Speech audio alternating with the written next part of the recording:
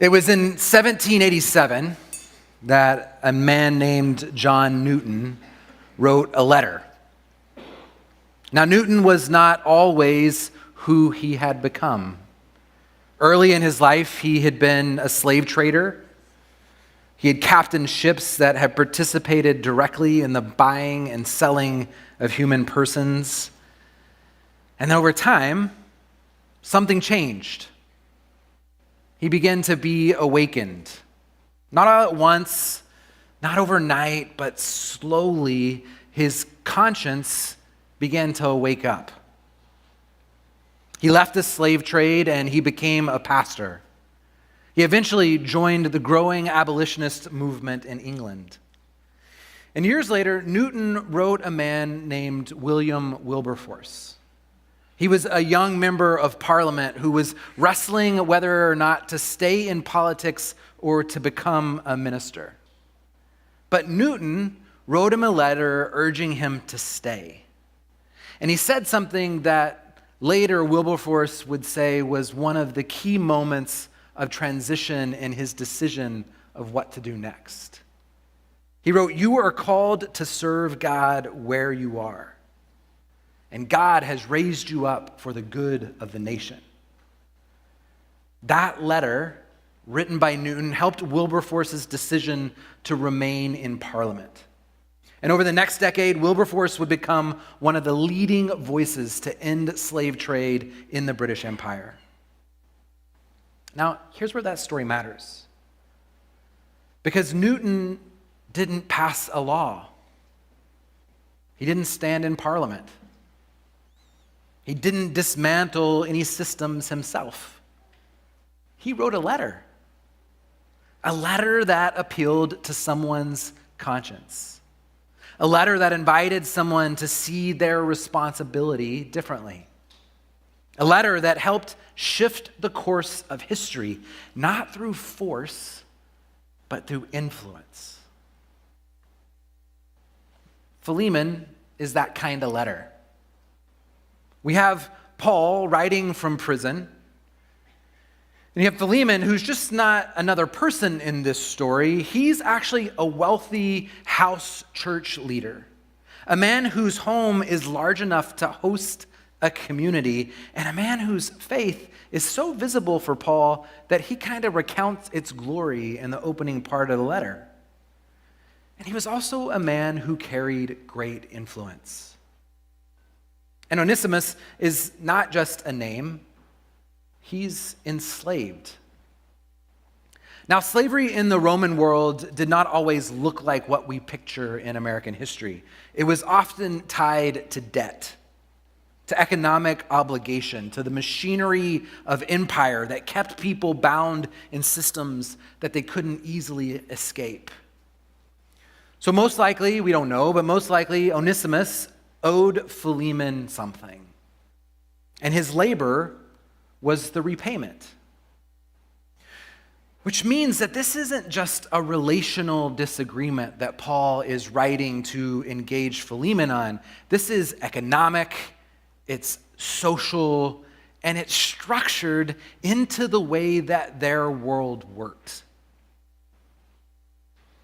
And Paul knows that, which is why what he does next matters so much.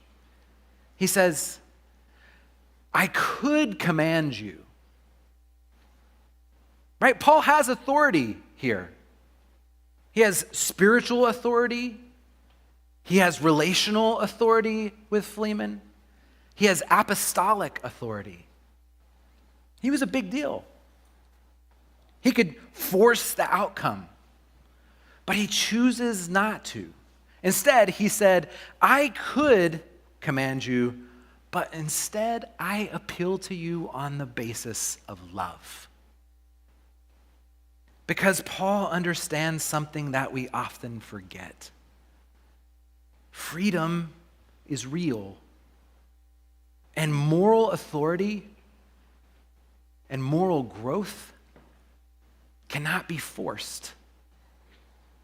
Transformation is something that has to be chosen. So this isn't Paul asking for some kind gesture. This isn't Paul asking Philemon to be a little nicer. This is Paul inviting Philemon into something radically deeper. A reclassification.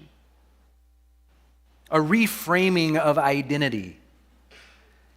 A flipping of a system. He's asking Philemon to take a look at somebody he already knows and to see him differently than he already does. Not as property, but as person. Not as labor, but as beloved. Not as an economic asset, but as kin. And if that shift happens, it doesn't just change for Onesimus. It changes everything in the church. Because once someone becomes brother or sister that once was slave, the empire system that created that frame of understanding another person starts to crack. A new social possibility begins to emerge. This is about one man standing in front of another man in a real household, in a real system. So try to imagine that moment, right? Onesimus has been spending time with Paul because Philemon sent him there.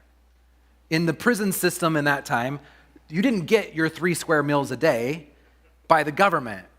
Somebody brought you food if you were going to survive in the jail. And so Paul had these followers that were helping him thrive and live. And Philemon, out of the goodness of his heart, sent a slave, somebody who owed him something, to Paul to take care of him for a time being. And Paul falls in love with him. It says, I feel so much like I love him that I feel like I've given birth to him since I've gotten to know him.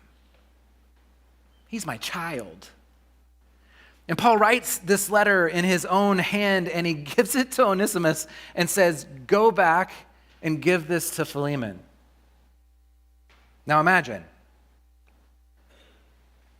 you get a letter from the president, right? Or whoever's most important in your life. Maybe not the president for you. You get that letter. You're opening it, you're reading it aloud to the church that's there with you, to all your friends who are in the room. You're reading it aloud, and you get this letter, and standing right there in front of you is Onesimus, who handed you the letter. And the first part starts with, Philemon, you are the man. You are so faithful. The world is recounting the glories of how you follow Jesus. You are my brother in chains that I am here. You are everything. But the room is quiet, and suddenly for all of the hearers in the room, the categories that they've held as true begin to shift. Because if Onesimus is brother, then everything about that relationship has to be reconsidered. Not just by Philemon, but by the rest of the people in the room.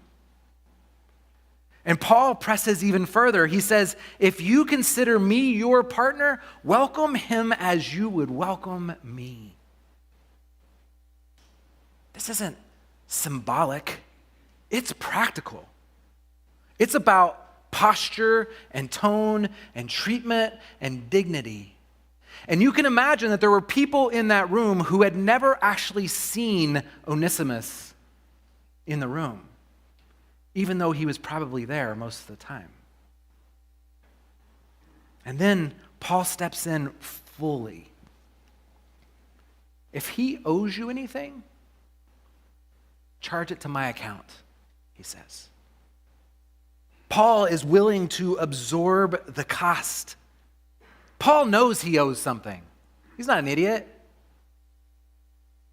He stands in the middle of the relationship, and he doesn't just speak about change that needs to happen. He's willing to do whatever it takes to make it come together, to participate in it.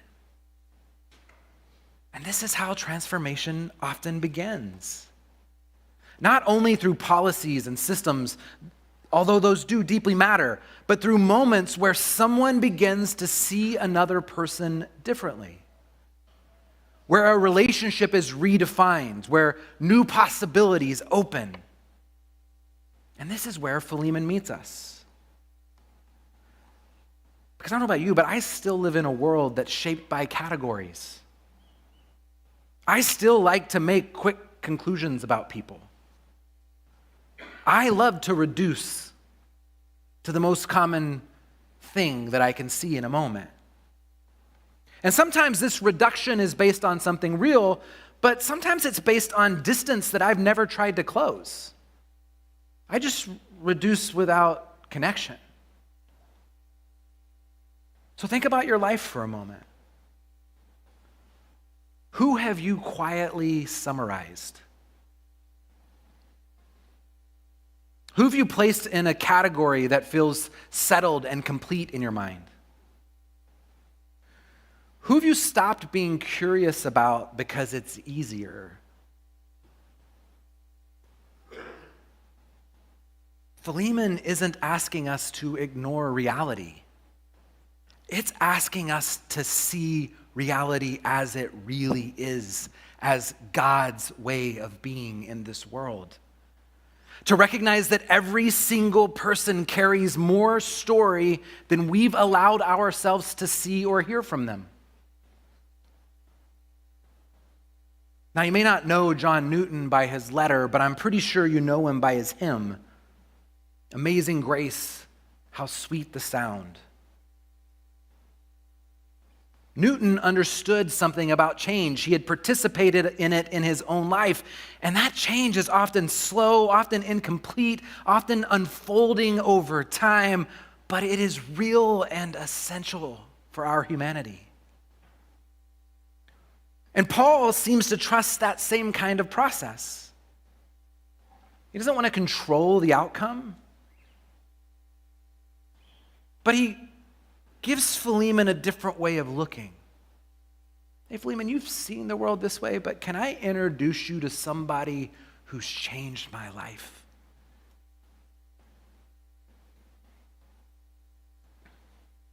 Now, what I love about this letter is that it ends without resolution. We don't know what happens. Now, we kind of know what happens because it ended up in the Bible, right? It's been passed on and on and on and on for one chapter to make it this long. Most likely, Philemon had a change of heart. But it remains without resolution, which means that the question remains open to us. What will you do when you're invited to see someone differently? What will you do when a relationship that's been defined one way begins to open up into something new? This invitation of Philemon isn't abstract, it's personal. It's about real people in our lives. People that you work with, that drive you crazy, and that you close your door before they get to your office because you hear them coming down the hall.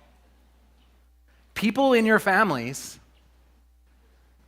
who you hope they sit on the other side of the table. People in this community. People on your block. People in your senior home. People in your school who you refuse to sit at their table. And maybe the invitation is not to fix everything at once. Maybe it begins where Paul begins, with a shift in how we see. To move from category to person, from distance to relationship, from making assumptions to choosing to be curious. I keep wondering what that could look like for us as a community. What if this is what we become known for? Not our programs, not our preferences, not even our theology. What if in Walnut Creek, if people talked about St. Matthew, they simply said, man, that is the most loving community I've ever encountered. Full stop. Because that is the movement. From category to connection, from distance to dignity, from transaction to transformation, from property to person. And maybe this is where it begins for us too. A new way to see. Please pray with me. Gracious God, open our eyes. Help us to see where our blind spots are. Help us to notice the people that we've been avoiding or that we can't even imagine are in the room with us.